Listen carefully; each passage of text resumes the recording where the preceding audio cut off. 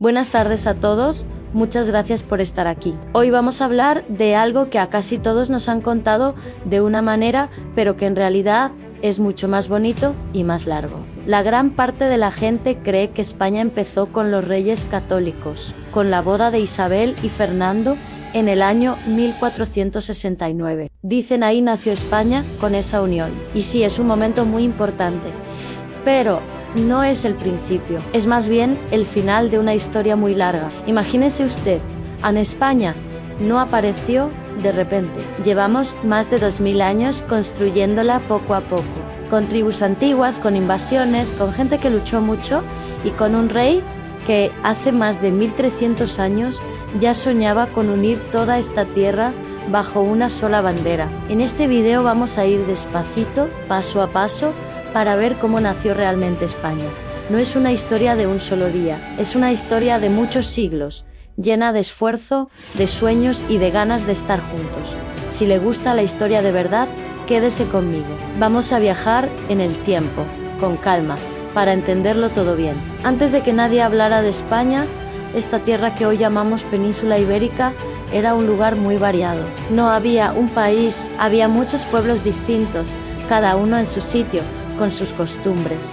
En el sur y cerca del mar vivían los íberos. No formaban un reino grande, sino muchas ciudades pequeñas. Eran buenos agricultores, sabían trabajar muy bien los metales y comerciaban con gente de otros países del Mediterráneo. Nos dejaron cosas preciosas, como la Dama de Elche, esa escultura tan bonita que parece que nos mira y nos cuenta algo antiguo. Más hacia el centro y el norte estaban los celtas. Eran gente fuerte, guerrera, vivían en aldeas protegidas con murallas, llamadas castros, en lo alto de las colinas. Su vida era más dura, más de campo, pero también tenían su organización y su cultura. En algunos sitios donde se juntaban íberos y celtas, nacieron los celtíberos. Eran muy valientes, tanto que después dieron muchos problemas a los que intentaron mandar en esta tierra, y además había otros muchos pueblos, en los lusitanos, los vascones, los galaicos, cada uno hablaba su idioma, tenía sus dioses y a veces se peleaban entre ellos.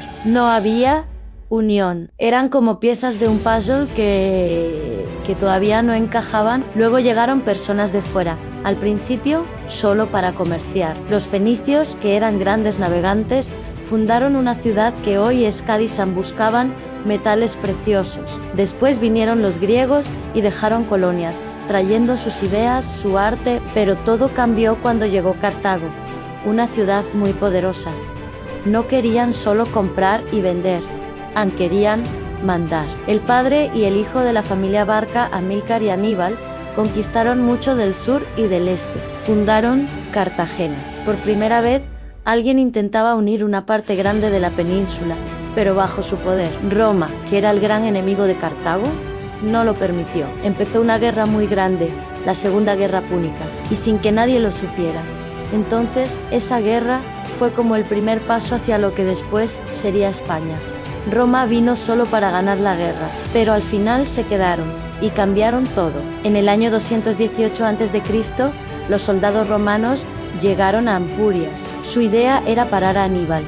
Ganaron la guerra contra Cartago y vieron que esta tierra tenía muchos minerales y buena gente para el ejército. Decidieron quedarse, pero no fue fácil. Les costó casi 200 años conquistar toda la península. Los pueblos de aquí nunca se habían unido contra Cartago, pero contra Roma sí encontraron un enemigo común. Hubo resistencias impresionantes. Por ejemplo, Viriato, un pastor de Lusitania que se convirtió en un gran jefe militar. Con tácticas de guerrilla humilló a los romanos muchas veces, unió a varias tribus. Al final, Roma no pudo ganarle luchando, así que pagaron a algunos de sus compañeros para que lo mataran.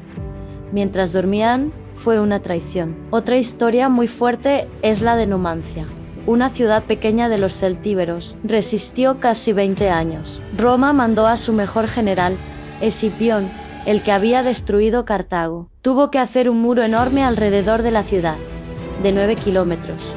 Con torres y fosos. Después de 13 meses de asedio, sin comida, los numantinos prefirieron quemar su ciudad y morir antes que ser esclavos. Su valentía fue tan grande que todavía hoy decimos resistencia numantina, cuando alguien no se rinde. Al final, después de tanta lucha, Roma ganó. Y entonces empezó lo importante. Por primera vez en la historia, toda la península quedó unida bajo una sola ley, un solo gobierno y un solo nombre en Hispania. Ese nombre probablemente viene de los fenicios.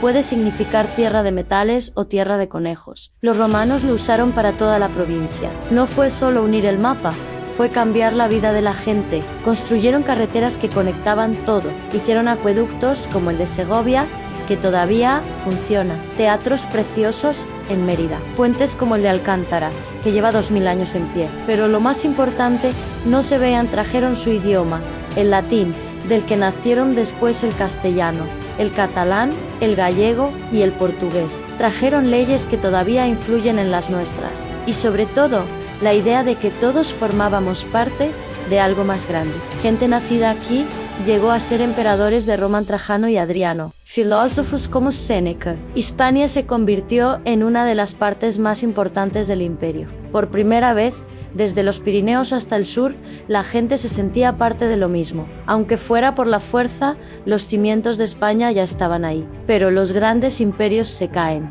Y cuando Roma empezó a debilitarse, llegó otro cambio grande, a finales del siglo IV y principios del V. El Imperio Romano se estaba rompiendo. Había mucha corrupción y problemas. No podían defender las fronteras. En el año 409, varios pueblos germánicos, suevos, vándalos y alanos cruzaron los Pirineos en invierno y entraron en la península. El orden romano desapareció. Para intentar controlar el desastre, Roma pidió ayuda a otro pueblo germánico, los visigodos. Les dijeron: ayúdanos y os damos tierras.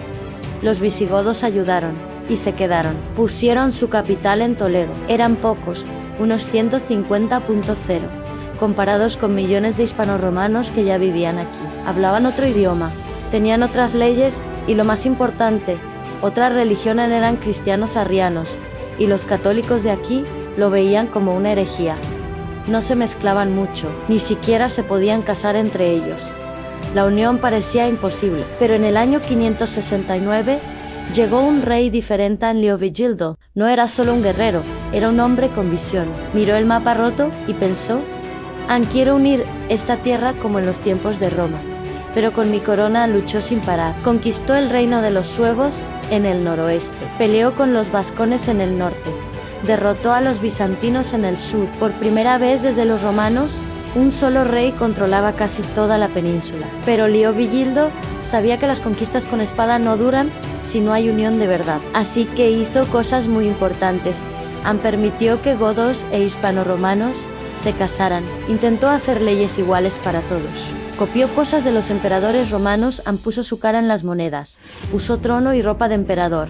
Hizo de Toledo una capital bonita y fuerte. No quería ser solo rey de los godos, quería ser rey de toda Hispania. Tuvo un problema grande con la religión. Quiso que todos fueran arrianos, y eso causó una guerra con su propio hijo, Hermenegildo. Al final ganó, pero ejecutó a su hijo. Fue triste, aún así, la idea ya estaba sembrada. Su hijo, Recaredo, lo entendió mejor. Vio que la mayoría de la gente era católica. En el año 589, en el tercer concilio de Toledo, Recaredo dejó el arrianismo y convirtió todo el reino al catolicismo. Con Leovigildo tuvimos la unión del territorio, con Recaredo la unión en la fe. Nació el reino de Hispania, con un rey, una ley y una religión. El primer país unificado e independiente en esta tierra. Nació en el siglo VI, no en el XV. Lamentablemente, ese reino tuvo problemas internos, y en el año 711 llegó la gran ruptura. El reino visigodo se debilitó por peleas entre nobles y asesinatos. El rey se elegía, y cada vez que moría uno, había guerras por el trono. En el 711, tras la muerte de Betisa, hubo una guerra civil. Uno de los bandos pidió ayuda a los musulmanes del norte de África. Llegó Tarik ibn Esilad con un ejército. En la batalla de Guadalete, traiciones internas ayudaron a los musulmanes. El rey Rodrigo murió. En pocos años, casi toda la península cayó en manos musulmanas. Se llamó Al-Ándalus. Fue una época brillante.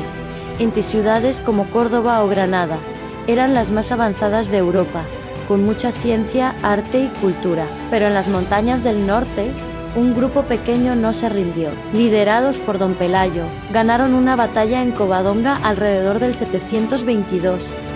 Esa pequeña victoria fue el comienzo del reino de Asturias. Para ellos, la invasión no era solo perder tierra, era haber perdido España. Se veían como los continuadores del viejo reino visigodo. Su lucha no era para ganar nuevo territorio, era para recuperar la unidad que habían tenido con Leovigildo y Recaredo. Esa idea, la de la España perdida, fue lo que dio fuerza durante casi 800 años. Aunque a veces se peleaban entre ellos o tenían paz con los musulmanes, el sueño de volver a unir todo nunca se fue. Pasaron siglos. Los reinos del norte fueron creciendo en Asturias, se convirtió en León, luego nació Castilla, que fue el más grande.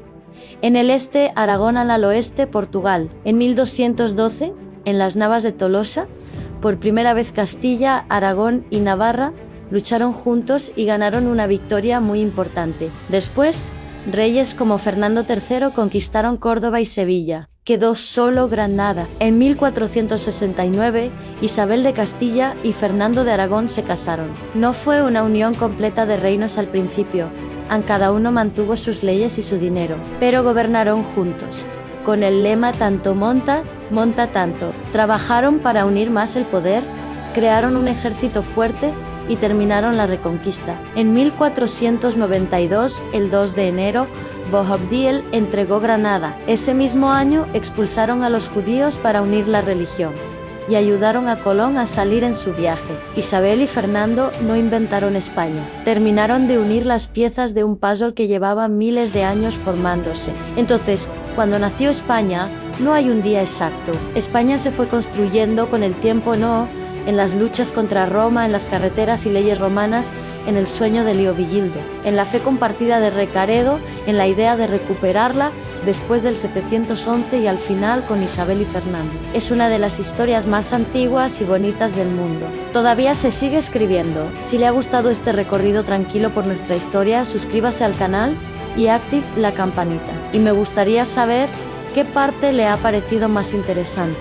la valentía de Numancia, el sueño de Leovigildo, o cómo durante 800 años la gente quiso recuperar esa unidad perdida. Déjelo en los comentarios. Gracias por acompañarme hasta el final. Nos vemos en el próximo video. Un abrazo grande.